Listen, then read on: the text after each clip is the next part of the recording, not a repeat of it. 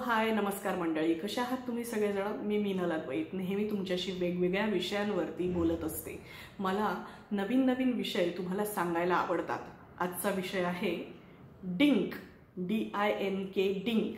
Dual income no kids. DINK म्हणजे डिंकाचे लाडू नाही किंवा शेवग्याच्या झाडाचा डिंक नाही. दिस इज डिंक, DINK, डिंक म्हणजे ड्युएल इन्कम नो किड्स. याच्यातच तुम्हाला लक्षात आलं असेल की आजचा विषय जो आहे ना तो अतिशय गंभीर आहे. लवकरच बरेचसे देश हे चाइल्डलेस म्हणजे अपत्यहीन हे होणार आहेत.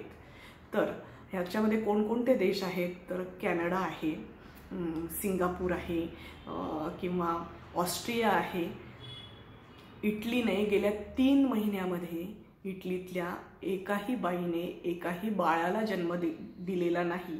त्यामुळे इटली सुद्धा त्याच मार्गावरती आहे. चायनामध्ये ऑलरेडी एक कपल एक बाळ असा रूल होता आणि त्याच्या चायनाने तोटे पण बघितलेले आहेत. लोकसंख्या कम करण्यासाठी त्यांनी जे हे केलेलं आहे. तर डिंक म्हणजे ड्युएल इन्कम नो किड्स. दोघेही नवरा बायको म्हणतात ना, ते दोन्हीही चाकं हे कमवणारे आहेत आणि अशा वेळेला त्यांच्या घरामध्ये मुलं नाहीत किंवा त्यांनी पूर्णपणे विचारांती हा निर्णय घेतलेला आहे की मूल होऊ द्यायचं नाही. तर ह्याला म्हणतात डिंक. थिंक अबाउट डिंक अशी ही कन्सेप्ट आहे. थिंक अबाउट डिंक. तर हा येणारा जो काळ आहे, US मध्ये सुद्धा हळूहळू सगळेच जे कपल आहेत ते ह्या निर्णयापर्यंत येऊन पोहोचत आहेत. मुळात लग्न लवकर लोक करत नाहीत म्हणजे बायका करत नाहीत आणि ह्याचे कारण काय आहे हे आपण बघूयात. एक तर मुळात त्या नवरा बायकोंनी अगदी पूर्ण विचारांती निर्णय घेतलेला आहे की मूल होऊ द्यायचं नाही. तर त्याच्यामध्ये त्यांना बऱ्याच लोकांना मुलं आवडतच नाहीत आणि म्हणून तो निर्णय घेतलेला आहे.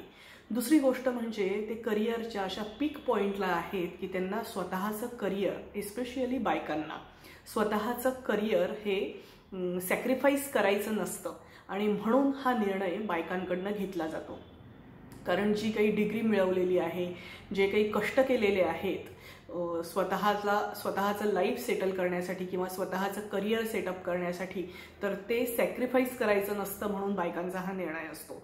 दुसरी गोष्ट म्हणजे असे काही पुरुष आहेत किंवा काही गे कपल आहेत की ज्यांना मूल होणं हे शक्य नाही, कारण विरुद्ध सेक्सचे ते नाही आहेत, समलिंगी आहेत आणि म्हणून त्यांना मूल होणार नाही आणि म्हणून त्यांनी हा निर्णय घेतलेला असतो. हा पण एक विचार आहे.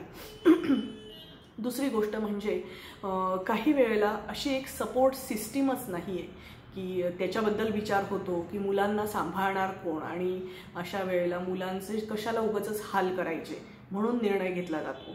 त्यानंतर परत की पर्यावरणाच्या बद्दल काही जण खूपच जास्त सजग असतात आणि त्यांना असं वाटतं की आधीच लोकसंख्येचा असा महापूर पूर्ण जगभर असा उसळलेला आहे, त्यात आपल्या पोरांची अजून भर कशाला टाका, म्हणून आपण कशाला अजून एक जीव आणून आणि लोकसंख्येच्या महापुरामध्ये भर टाका आणि पर्यावरणाला हानी पोहोचवा असा पण विचार करणारे काही लोक असतात. तर त्यामुळे सुद्धा ते अपत्यहीन राहण्याचा प्रयत्न करतात किंवा तसा विचार करतात. त्यानंतर काही लोकांना फिरायचं असतं, खायचं प्यायचं असतं, मौज मजा करायची असते आणि घर हे फक्त घर न राहता एक व्यवस्थित हॉटेलमध्ये राहायचंय, एन्जॉय करायचंय अशा पद्धतीने पण काही लोक विचार करतात. वेगवेगळ्या गावांना त्यांना फिरायचं आहे, वेगवेगळ्या देशांना त्यांना भेटी द्यायच्या आहेत, पासपोर्टवरती किती ठप्पे याच्या दृष्टीने त्यांच्या मनामध्ये ह्या सगळ्या गोष्टींना खूप महत्त्व आहे. त्यामुळे सुद्धा ह्यावरती विचार करत असतात. तर हे जे असतात ना, थिंक अबाउट डिंक म्हणजे ड्युएल इन्कम नो किड्स, हे जे लोक असतात हे करिअरच्या मागे धावणारे असतात. किंवा काही वेळेला असं पण असतं की दोघांपैकी कोणाची तरी एकाची अशी मेडिकल कंडिशन असते की जे मुलं जन्माला घालू शकत नाही. याला असं म्हणतात की त्यांना मुलं घालायची इच्छा असते पण घालू शकत नाही आणि मग ते फायनान्शियली परवडणारं नसतं, कारण तेवढे पैसे नसतात आणि म्हणून मग ते स्वतःहून असा निर्णय घेतात की मूलबाळ न होऊ देणं याबद्दल निर्णय घेतात. किंवा काही जणांच्या मनामध्ये असा एक विचार असतो की मुलांच्या शिक्षणासाठी त्यांच्या एकंदरीत औषधं, पाणी, कपडे, लत्ते आणि कॉलेजचं शिक्षण या सगळ्यासाठी खूप सारे पैसे लागतात आणि तेवढे ते अफोर्ड करू शकत नाहीत, म्हणून ते मुलांना जन्म देत नाहीत. किंवा काही लोकांना स्वतःचं स्वातंत्र्य हे अतिशय प्रिय असतं आणि म्हणून त्यांना आपल्या स्वातंत्र्यामध्ये दुसरं कोणी येणं हे पटत नसतं आणि दोघं नवरा बायको आहे आणि तशा वेळेला ती जी लाईफस्टाईल आपण जगतो आहोत तर तीच लाईफस्टाईल कायम राहावी असं त्यांना वाटत असतं, म्हणूनही मूल न होऊ देण्याचा असा निर्णय लोक घेतात. आता भारतामध्ये बऱ्याच घरांमध्ये हे 2 किंवा फार तर म्हणजे 1 किंवा फार तर 2 अशी मुलं आहेत. खूप जास्त ही मुलं न होऊ देण्याची अशी एक जी कन्सेप्ट आहे ती आपल्याकडे पण हळूहळू रोळते आहे. कारण हे जे IT सेक्टरचे जॉब आहेत तर मुळात इथे जॉबबद्दलची असणारी एक इनसिक्युरिटी आहे, अनिश्चितता आहे की जॉब राहील की नाही असं बऱ्याच जणांना वाटत असतं. आणि मग अशा वेळेला एक जीव जन्माला घालायचा आणि त्याची जबाबदारी, त्याची पालनपोषणाची जबाबदारी कोण घेणार याच्याबद्दल विचार होत असतो. म्हणून आता हळूहळू जसं इटलीमध्ये गेल्या 3 महिन्यामध्ये अजिबातच मुलं जन्माला आलेले नाहीत, तसं भारतामध्ये सुद्धा येत्या काही वर्षामध्ये होऊ शकतं. कारण मुळात लग्न होणं ही इतकी अवघड गोष्ट होत आहे.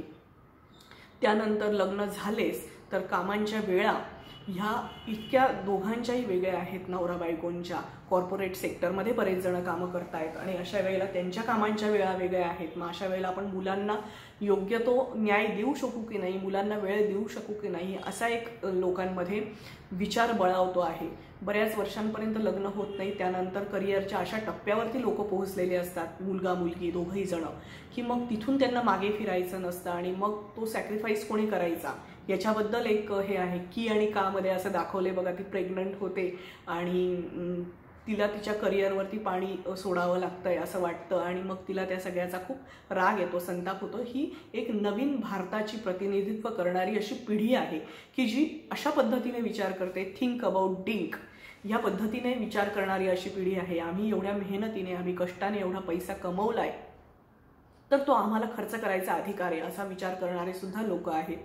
त्यामुळे ही जी कन्सेप्ट आहे ना, थिंक अबाउट डिंक, ही कन्सेप्ट आता हळूहळू बळावते आहे आणि हळूहळू लोक ह्या पद्धतीने नवीन पिढी विचार करते आहे. कारण सगळेच जण एक प्रकारे इनसेक्युरिटीजने, डिप्रेशनने असे ग्रासले गेलेले आहेत आणि अशा वेळेला मग आपलेच सगळ्यांचे जर प्रॉब्लेम आहेत, आपलेच जर नवरा बायकोंचे प्रॉब्लेम आहेत, मुळात घटस्फोटांचं प्रमाण वाढतं आहे. कारण नवरा बायकोंमध्ये तेवढी अटॅचमेंट राहत नाही आहे, रिलेशनशिप तेवढी राहत नाही आहे. त्यात काही जे घरं असतात, काही जे मुलं आलेले असतात ते घटस्फोटित घरातनं म्हणजे ब्रोकन फॅमिलीजमधनं आलेले असतात. मग तशा वेळेला त्यांना असं मनात येतं की आपण एक जीव जन्माला घालून त्याचे हाल कशाला करायचे. जर नवऱ्याबरोबर नाही पटलं किंवा बायकोबरोबर नाही पटलं तर कशाला त्या मुलाचं जीव हे केलेलं जायचा, उगाचच त्याला कशाला त्रास व्हायला पाहिजे. कारण त्यांनी ते भोगलेलं असतं आणि त्या ब्रोकन फॅमिलीजमधनं आल्यामुळे त्यांना ते जे कस्टडी वगैरे ह्याचे जे प्रॉब्लेम्स असतात ते माहिती असतात. तर ही जी कन्सेप्ट आहे ना, थिंक अबाउट डिंक, ही हळूहळू बळावते आहे, हे सांगण्याचा उद्देश होता. ड्युएल इन्कम नो किड्स, तर इटलीप्रमाणे हळूहळू युरोपमध्ये बऱ्याच देशांमध्ये म्हणजे ऑस्ट्रिया, UK किंवा कॅनडा, US, सिंगापूर ह्या सगळ्या भागांमध्ये, कोरिया ह्या भागांमध्ये हळूहळू ह्याबद्दलचा विचार होतो आहे आणि बरेच रेट तिथला जो आहे, बर्थ रेट आहे हा खूप कमी झालेला आहे. म्हणजे अगदी 3% किंवा 0.3%, 4%, 2%, 1%. आणि इटलीमध्ये तर गेल्या 3 महिन्यामध्ये एकाही बाळाला जन्म दिलेला नाही म्हटल्यावरती तिथला रेट अजूनच कमी झालेला आहे. तर ही एक गंभीर गोष्ट आहे, यावरती विचार होणं गरजेचं आहे असं मला वाटलं, म्हणून मी आजचा विषय घेतला होता, थिंक अबाउट डिंक. गोष्ट छोटी डोंगरा एवढीमध्ये आज मी हा विचार मांडण्याचा प्रयत्न केला. याबद्दल तुम्हाला काय वाटतं ते कॉमेंट करून मला नक्की सांगा. माझ्या मिनल अद्वैत या यूट्यूब चॅनलला लाईक करा, शेअर करा, सबस्क्राईब करा आणि हो, बेल आयकॉनवरती क्लिक करा जेणेकरून तुम्हाला अशाच नवनवीन व्हिडिओजचे नोटिफिकेशन येत राहतील.